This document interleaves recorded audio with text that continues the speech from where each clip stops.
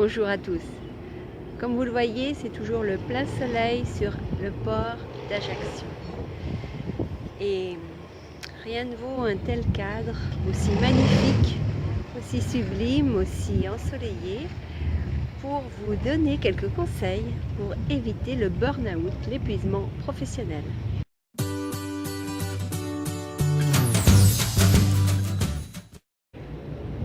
Alors, une clé vraiment importante pour éviter au maximum le burn-out est de savoir ce que vos responsables attendent de vous professionnellement parlant.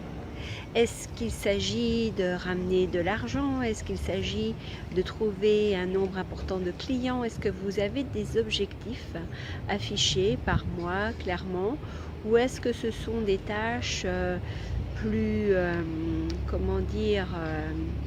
plus rodées et en tout cas des tâches que vous devez effectuer avec efficacité bien sûr, mais sans attendre d'un objectif vraiment écrit, vraiment clair. Bien sûr, quand on travaille, on sait ce qu'il s'agit de faire, mais quelquefois, les objectifs précis qu'on attend de nous n'est pas forcément toujours clarifié. Et je pense qu'il est important pour chacun de savoir ce que son patron, son supérieur attend, parce que ainsi, vous pourrez ajuster l'effort et ajuster vraiment votre quotidien, savoir quelles tâches vous devez prioriser ou pas et comment vous pouvez vous organiser au mieux pour être efficace de façon optimale. Voilà, et on ne peut pas être efficace si on ne sait pas où on va et ce qu'on doit vraiment faire et surtout quelles sont les attentes de l'autre. Parce que vous connaissez votre travail, vous connaissez les tâches que vous avez à effectuer, mais est-ce que les objectifs précis de vos supérieurs vous sont dévoilés ou pas?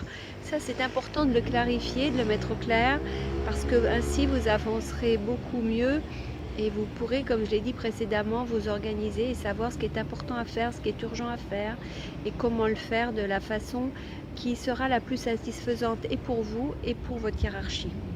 Voilà, ça c'est un point important à clarifier. Deuxième point, c'est aussi qu'est-ce que votre travail génère comme peur chez vous, quelle crainte? Voilà, est-ce que vous avez peur de ne pas être à la hauteur? Est-ce que vous avez peur de ne pas être efficace? Est-ce que vous êtes mal organisé? Enfin, quelles sont les sanctions peut-être que la hiérarchie fait planer autour de vous, au-dessus de vous, pardon, telle une épée de Damoclès?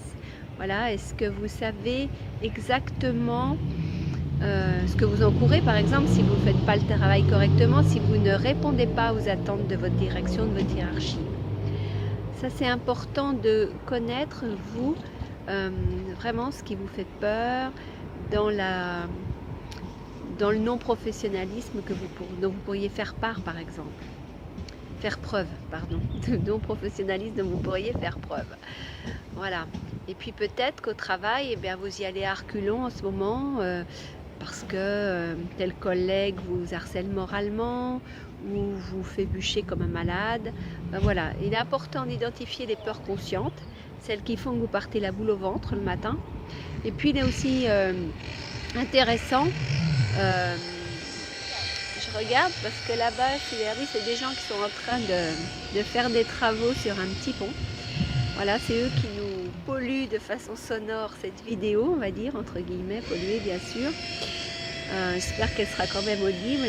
Et voilà, identifiez vos peurs conscientes, celles qui font que vous allez au travail la boule au ventre et vous savez pourquoi. Et puis, essayez aussi de décoder, de déchiffrer des peurs inconscientes, parce que quelquefois, on n'a pas, avant que vraiment le burn-out se mette en place, il y a des peurs inconscientes qui sont sous-jacentes et dont vous ne soupçonnez pas la présence. Et ce sont ces peurs, bien souvent, qui font le lit de l'épuisement professionnel. Donc, vérifiez vos peurs et puis essayez de vous dire, mais vraiment, d'essayer de les démonter judicieusement. C'est-à-dire que si par exemple vous avez peur d'être mis dehors, ou peur de manquer d'argent si vous perdez votre travail, essayez de rationaliser et de vous dire mais bon voilà, j'ai telle compétence, si je perds mon travail j'en aurai quand même assez facilement un autre, je ne suis pas dans le manque parce que j'aurai telle ou telle aide en attendant de trouver un autre emploi, etc. ou j'ai de l'argent de côté. Enfin quelquefois on a effectivement cette peur du manque qui nous fait agir ou réagir de façon un peu bizarre parfois. Et du coup, sachez que quand on est dans la réaction et pas dans l'action, on a des actions justement assez faussées. Il vaut mieux être dans l'action que dans la réaction et rester maître de sa vie et ne pas trop être influencé par son entourage. Voilà, c'est peut-être plus facile à dire qu'à faire, mais sachez que c'est faisable et rien que ça doit vous donner un espoir.